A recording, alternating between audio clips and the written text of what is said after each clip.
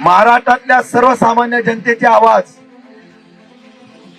महाराष्ट्रातल्या सर्वसामान्य जनतेवर होणाऱ्या अन्यायाच्या संदर्भामध्ये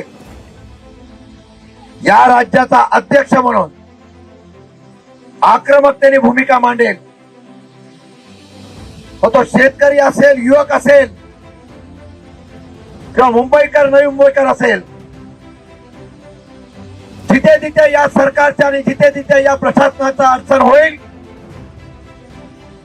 तिथे तिथे आवाज उठवण्याची भूमिका घेऊन या जनतेचा आवाज आम्ही उभारण्याचा प्रयत्न करणार आहोत. आणि मला आनंद आहे